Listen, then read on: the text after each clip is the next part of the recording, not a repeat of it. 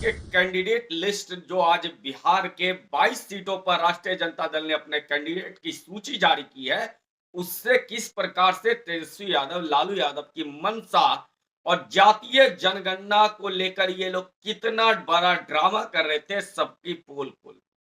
तेजस्वी यादव मतलब राष्ट्रीय जनता दल नंगा हो गया। ये लोग झूठ फैला रहे थे जातीय जनगणना को लेकर। जिसकी जितनी संख्या भारी उसकी उतनी हिस्सेदारी की लंबी लंबी बयान देने वाले किस प्रकार से नंगे हो गए, आज इस पर बात करेंगे। नमस्कार, मेरा नाम है अमित श्रीवास्तव और आप देख रहे हैं जनवाणी।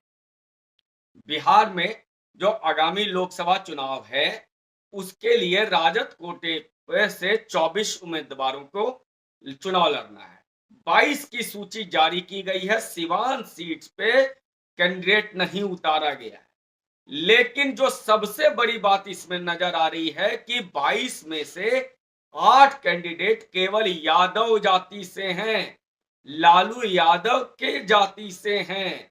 तो फिर और 2 मुस्लिम हैं। जब ये लोग बात करते हैं जिसकी जितनी संख्या भारी उसकी उतनी हिस्सेदारी, तो केवल 14% यादव हैं। तो फिर 22 में अगर 14% की बात की जाए तो कितना प्रतिशत हो गया भैया, कोई हमें बता दे। और अगर 40 में ही बात किया जाए, पूरे लोकसभा जो बिहार की 40 है उसमें 14% कितना होता है।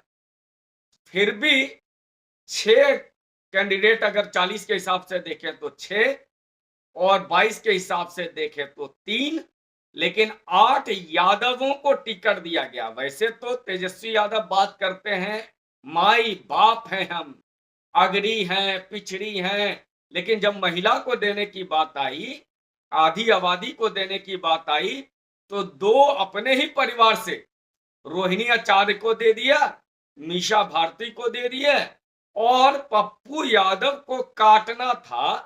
पप्पू यादव, यादव का एक दूसरा चेहरा, एक ना आगे आ जाए, जो लालू यादव के सामने झुकता नहीं है, जो तेजस्वी यादव के सामने झुककर सलाम नहीं करता है, वैसे पप्पू यादव को रोकना है तो वहां बीमा भारती को दे दो, बाहर से कैंडिडेट लाके जदयू से।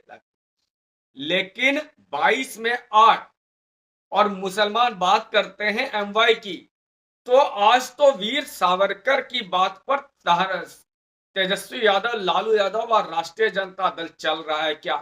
क्योंकि सावरकर ने कहा था कि हिंदू यदि एकत्रित हो जाए तो फिर मुस्लिम राजनीति में जो लोग, कांग्रेस जिस तरह से आगे पीछे घूमती है मुसलमानों के, वो घूमना छोड़ दे। 22 में से केवल 2 सीटें मुसलमान को, एक मधुबनी से फातमी साहब पुराने नेता हैं और दूसरा अररिया से तस्लीमुद्दीन, वो सरगना तस्लीमुद्दीन जिनके नाम पर कभी जंगल राज चला करता था, उस तस्लीमुद्दीन के बेटे। लेकिन जो सबसे बड़ी बात यह आ रही है कि सिवान सीट पर मौन है।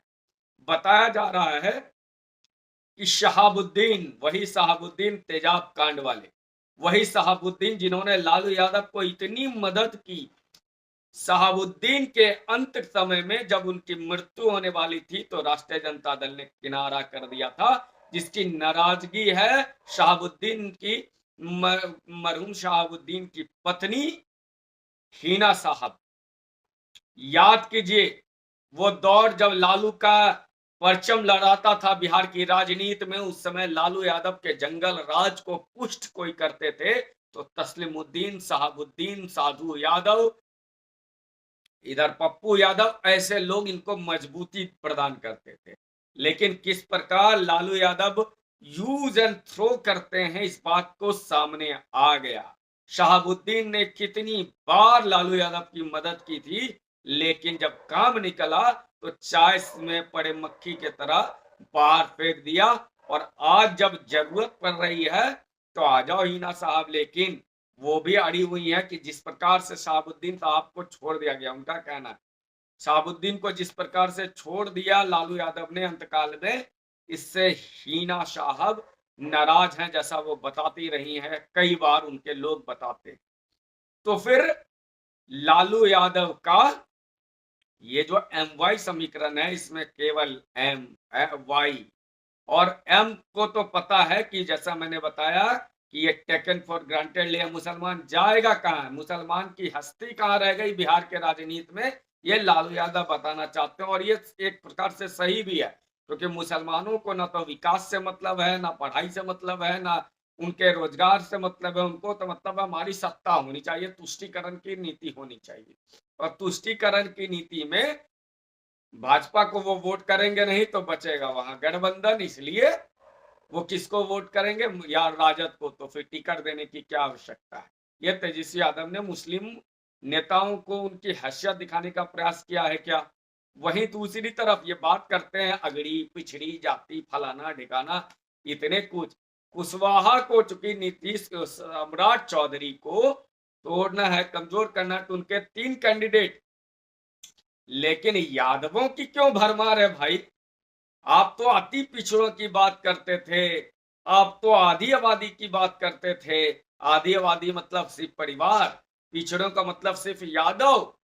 तो फिर बताइए ये जातीय जनगणना क्या शिकूफा था कि धोखा है। सिर्फ और सिर्फ हिंदुओं को तोड़ो, हिंदुओं में विभक्त कर दो और अपनी राजनीति चलाते रहो। जात पात की राजनीति करते वाले किस प्रकार आज नंगे हो गए, इस बात को समझिए कि 22 में केवल 8 यादव, वाह। और वो यादव में भी क्या, बांका में जयप्रकाश यादव, जिससे संजय यादव नाराज हैं। और यदि यादव को चुनना था, 8 को चुने थे, तो एक और पप्पू यादव को चुनने में क्या तकलीफ थी। क्योंकि पप्पू यादव तो भैया परिवार का आगे नहीं सर झुकाएगा, तो किसी दूसरे यादव को नहीं बढ़ने दो, यह भी नीति है। कोई दूसरी महिला को मत बढ़ने दो, यह भी नीति है। इसीलिए अपनी बहन को, अपनी बेटी को दे दो टिकट। वाह तेजस्वी बाबू, लालू जी, आप तो धन्य है कि पिछड़ी जाति की, अति पिछड़ी जाति की, गरीब की, गुरबा की बात कर रहे हैं। और कितने गरीबों को टिकट दे दिया, पटना एन कॉलेज के प्रोफेसर को लड़वा दिए। कितने गरीब हैं आपके इस कैंडिडेट में, कितने अति पिछड़ी जाति के हैं। क्यों मुसलमान को केवल 2, जबकि 17% मुसलमान है बिहार के राजनीति में। तो ये मुसलमानों के लिए आंखें खोलने की बात है। ये बात है यादवों को कि ये पप्पू यादव एक सीट, जब इतना सीट यादव को आप 8 टिकट दे रहे हैं, तो एक जहां पूर्णिया में जीतने की संभावना थी पप्पू यादव की, उनको क्यों नहीं। बाकी यादवों का तो पता ही है कि क्या हाल होना है। सबको टिकट दे दो और ऐसे कमजोर सीट से दो जहां से वो स्वतः हार जाएंगे, तो फिर बचा क्या, बचाएगा यही कि यादव मतलब तेजस्वी यादव, लालू परिवार। क्योंकि पप्पू यादव चुनाव जीत सकते थे, उनको टिकट मत दो, उनके लिए सारी रणनीति फिट कर दो। क्या इस ढंग से बिहार में ये जो जातीय जनगणना करते हैं लोग, इससे गुफा नहीं है। और कांग्रेस पार्टी भी जब चुनाव लड़ रही है, तो उनसे भी पूछिएगा कि जातीय जनगणना के आधार पर जिसकी जितनी संख्या भारी, उसकी उतनी हिस्सेदारी दे रहे हो या नहीं, कितने प्रतिशत टिकट दे रहे हो। और भाजपा से भी ये सवाल पूछिएगा कि महिला आरक्षण की बात करते हैं 33%, कितने महिलाओं को आपने टिकट दिया। इन सभी प्रश्नों का जवाब इन राजनीतिक दल के कार्यकर्ता जो वोट मांगने आएंगे उनसे पूछा कीजिए, तभी ये लोग नंगे होंगे, तभी इनका सच सामने आएगा। क्योंकि पता है कि 40 में 40 सीटें या 39 सीटें भाजपा के पास है, कमोबेश यही स्थिति होने वाली है। तो राजद सिर्फ अपने यादव वोट को समेट करके अगले साल होने वाले विधानसभा चुनाव की तैयारी कर रहा है। लेकिन क्या इससे बिहार की जनता खुश होगी, इस पर हमारी नजर बनी रहेगी। उम्मीद करता हूँ ये वीडियो आपको पसंद आया है। पसंद आया तो कृपया इसको लाइक कीजिए, शेयर कीजिए, और हाँ, चैनल को सब्सक्राइब जरूर कीजिए। धन्यवाद।